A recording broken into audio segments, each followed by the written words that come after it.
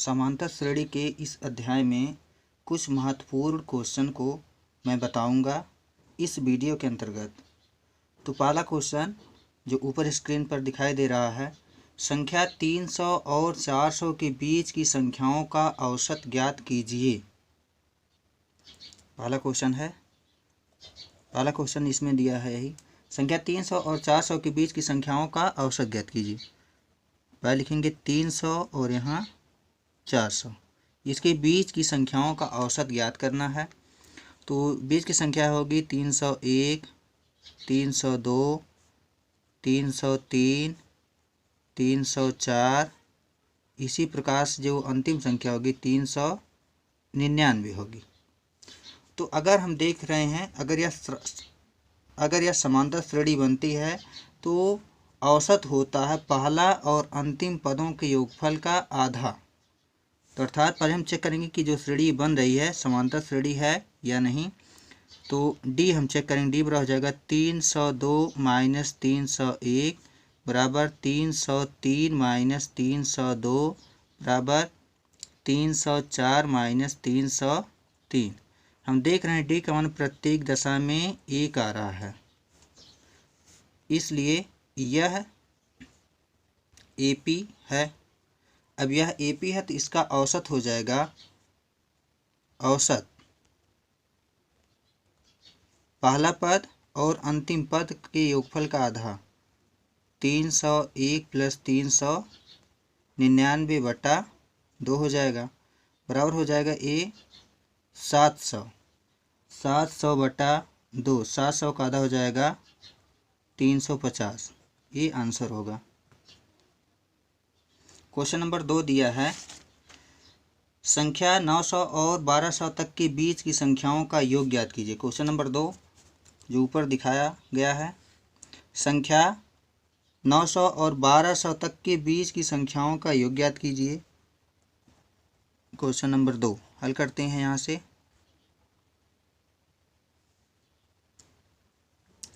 इधर लिखेंगे 900 और 1200 के बीच की संख्याओं का, इसके तक के बीच की संख्याओं का जो योगफल होगा, तो इसके बीच संख्या होंगी 901, 902, 903। इसी प्रकार से 1199 होगी। अब इसका योगफल ज्ञात करना है। तो हम देख रहे हैं श्रेणी जो बन रही समांतर श्रेणी है। क्यों? क्योंकि 901, 902, 903, 904, 905 इसी प्रकार से बढ़ रहा है। तो इसका मतलब डी का मान जो हो जाएगा 1 होगा, और ए का मान यहाँ पर दिया है 901, और EN अर्थात अंतिम पद जो दिया है 1199 है। तो पहले हम पदों की संख्या ज्ञात कर लेते हैं। EN बराबर 1199 है, तो EN बराबर होता है A plus N minus 1 into D बराबर 1199 हो जाएगा। अब A का मान यहाँ पर है 901 plus N minus 1 into D का मान है 1 बराबर 1199। अब 901 उधर पक्षांतर कर देंगे तो हो जाएगा N माइनस 1 इक्वल 1199 माइनस 901। अब घटा देंगे तो 298 आ जाएगा, बराबर 298। N माइनस 1 बराबर 298, तो फिर N का मान आ जाएगा 299 आ जाएगा। तो पदों की संख्या पता चल गई। तो हम जानते हैं योगफल बराबर होता है, अगर पहला पद और अंतिम पद दिया है और पदों की संख्या पता हो तो यस N बराबर होता है N/2 A प्लस L। ये सूत्र लगा देंगे तो यस 299 बराबर हो जाएगा 299 बटा 2। एक मान है 901 प्लस 1199। अभी हो जाएगा 299 बटा 2 गुणे 901, 1199 में जोड़ देंगे तो हो जाएगा 2100। भाग दे देंगे 2 एकम 2, 2 एकम 2, 2 पच्चे 10, 1050 हो जाएगा। तो फिर 299 की गुणा करेंगे 1050 में, तो ये आ जाएगा। इसकी गुणा अलग से कर लेते हैं। इसकी गुणा करेंगे तो ये आ जाएगा 31 39 50। 31, 39, 50, ये आंसर हो जाएगा। क्वेश्चन नंबर 3 दिया है 30 से 60 तक के बीच की सम संख्याओं के वर्गों का योग ज्ञात कीजिए। क्वेश्चन नंबर 3 30 से 60 तक के बीच की सम संख्याओं के वर्गों का योग ज्ञात कीजिए। इस प्रश्न को हल करने से पहले कुछ सूत्रों को जान लेना अति आवश्यक है, जो हम यहाँ पर लिखे हैं, आप सब देख सकते हैं कि प्रथम n प्राकृतिक संख्याओं का योगफल, प्रथम n प्राकृतिक संख्याओं का योगफल जो होता है सिग्मा n बराबर 1 + 2 + 3 + 4 प्लस n पदों तक है, तो ये हो जाएगा 1/2 n+1। और प्रथम n प्राकृतिक संख्याओं के वर्गों का योगफल जो होता है sigma n square equal 1 square + 2 square + 3 square plus n square. इसका योगफल जो होता है 1/6 + n+1 कोष्टक दूसरे कोष्टक में 2n+1। फिर प्रथम n प्राकृतिक संख्याओं के घनों का योगफल जो होता है 1³ + 2³ + 3³ + 4³ n³ इक्वल हो जाएगा 1/4 n स्क्वायर n+1 का होल स्क्वायर। हम ध्यान से देखेंगे 1/4 n स्क्वायर n+1 का होल स्क्वायर जो है n पदों के n प्राकृतिक संख्या के वर्गों के योगफल का वर्ग है। अगर हम इसका वर्ग कर देंगे तो ये प्राप्त हो जाएगा। तो इसलिए सिग्मा n के बराबर होता है सिग्मा n का होल स्क्वायर, यही आपस में बराबर होते हैं। तो इस प्रश्न को हल करने से पहले इन सूत्रों को अच्छी तरीके से याद होना आवश्यक है। तो आइए इस प्रश्न को हल करते हैं।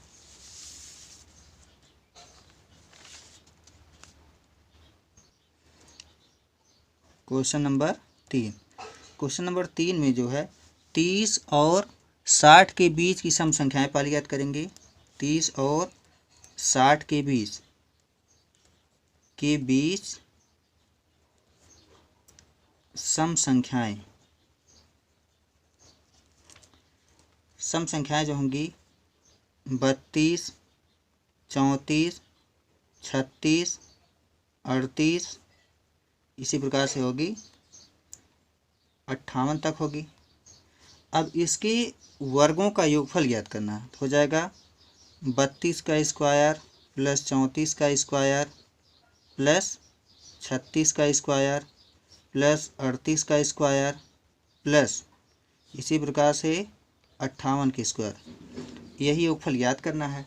तो हम देख रहे हैं जो इस श्रेणी बन रही है 32, 34, 36, 38, 58 पदों तक है, तो देखेंगे ये समांतर श्रेणी है। पहले हम इसका n पद n पदों के रूप में इसको व्यक्त कर लेते हैं कि n पद क्या आ गया। n पद तो अंतिम पद जो 58 दिया है, जबकि इसको हम an पदों के रूप में व्यक्त करेंगे, तो हो जाएगा an बराबर पहली संख्या 32 प्लस n-1 इंटू d, 34 में से 32 घटा देंगे तो आ जाएगा 2। तो हो जाएगा, इसको सॉल्व करेंगे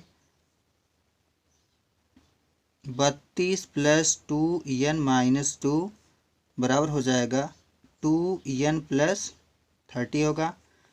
फिर हम 2 कामा ले लेंगे तो बचेगा n प्लस 15। जो nवां पद है en बराबर है 2 कोष्टक में n प्लस 15। यही जो nवां पद है, पदों की संख्या भी हम ज्ञात कर लेते हैं यहीं बगल में, तो हो जाएगा 2n प्लस 15 इक्वल 58 होगा। 58 पद है, 58 पदों तक, यहाँ पर 58 पदों तक नहीं बल्कि 58 तक दिया है, तो हो जाएगा 2 से भाग दे देंगे, 2 दूना 4, 2 नवा 18। फिर हो जाएगा n बराबर 29 माइनस 15, तो 29 में से 15 घटा देंगे तो n का मान आ जाएगा 14। अर्थात जो श्रेणी का योगफल ज्ञात करना है, इस श्रेणी जो दी गई है 32 का square plus 34 square plus 36 square plus 38 का स्क्वायर प्लस 58 के स्क्वायर तक, उस श्रेणी में जो पद हैं वो 14 पद हैं। अब इसका योगफल ज्ञात करना है, तो इसका योगफल के लिए हो जाएगा, श्रेणी के योगफल के लिए, क्योंकि वर्गों का योगफल है, योगफल हो जाएगा सिग्मा an का स्क्वायर होगा। इसको यहाँ कर लेते हैं सिग्मा, तो ये हो जाएगा an का मान आया 2n प्लस 15 का, ये हो जाएगा होल स्क्वायर बराबर हो जाएगा 4 n square plus 225 plus 30 n, 4 की गुणा कर देंगे तो हो जाएगा 4 एन स्क्वायर प्लस 225 गुणा 4 में करेंगे तो ये हो जाएगा 25 चौका 100, 4 दूनी 8, 900 हो जाएगा प्लस 120 एन। अब इसका ये योगफल ज्ञात करेंगे तो जो एन स्क्वायर है यहाँ पर हो जाएगा 4 सिग्मा एन स्क्वायर हो जाएगा प्लस ये 900 जो है जितने पद तक होगा तो हो जाएगा 900 इंटू एन हो जाएगा प्लस 120 सिग्मा एन हो जाएगा। अब एन स्क्वायर का मान हम यहाँ पर ज्ञात किए हैं, एन स्क्वायर बराबर होता है 1/6 n plus 1 two n plus 1 और सिग्मा एन का मान है 1/2 एन प्लस 1। अब मान यही उठा कर रख देंगे सब तो हो जाएगा बराबर 4 इंटू 1/2 एन प्लस 1 हो जाएगा 2 एन प्लस 1 प्लस 900 एन होगा प्लस 120 और सिग्मा एन का मान हो जाएगा 1/2 एन प्लस 1। इसको छोटा कर लेंगे 2 एकम 2, 2 दूना 4 बराबर हो जाएगा 2 एन प्लस 1 हो जाएगा 2 एन प्लस 1 प्लस हो जाएगा 900 एन प्लस 2 से भाग देंगे 60 बच जाएगा तो 60 एन प्लस 1। अभी हम एन का मान जो ज्ञात किए हैं 14 ज्ञात किए हैं तो एन का मान 14 इसमें रख देंगे तो यही योगफल हो जाएगा। जब 14 रखेंगे तो हो जाएगा 2 गुणे 14, 14 प्लस 1, 2 गुणे 14 प्लस 1 प्लस 900 गुणे 14 प्लस 60 गुणे 14 हो जाएगा 14 प्लस 1। यहाँ पर 1/6 होगा, 1/6 होगा तो इस हिसाब से 2 दूनी 4, 2 तिहाई 6, इसके बटा 3 बचेगा, इसके बटा 3 होगा और हो जाएगा ये 2/3 गुणे 14 गुणे 14 1 15 गुणे 14 दूनी 28 1 29 प्लस 14 गुणा में 9 करेंगे तो हो जाएगा 12,600 प्लस हो जाएगा 60 गुणे 14 गुणे 15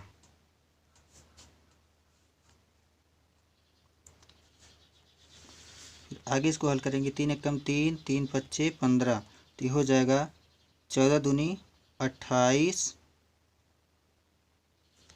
गुणे 5 गुणे 29 प्लस 12,600 प्लस इसकी गुणा करेंगे आपस में तो हो जाएगा 12,600 क्योंकि 15 छक्का 90, 900 गुणे 14 यही मान ये है तो हो जाएगा 12,600। फिर अब इसकी गुणा करेंगे तो ये हो जाएगा 4,060 हो जाएगा, बराबर हो जाएगा 4,060 प्लस इन दोनों को आपस में जोड़ देंगे तो हो जाएगा ये 25,200 हो जाएगा। फिर इन दोनों को आपस में जोड़ देंगे तो हो जाएगा 29,260 बराबर 29,260 यही आंसर होगा। एक बार आप सभी लोग दोबारा देख सकते हैं इस वीडियो को।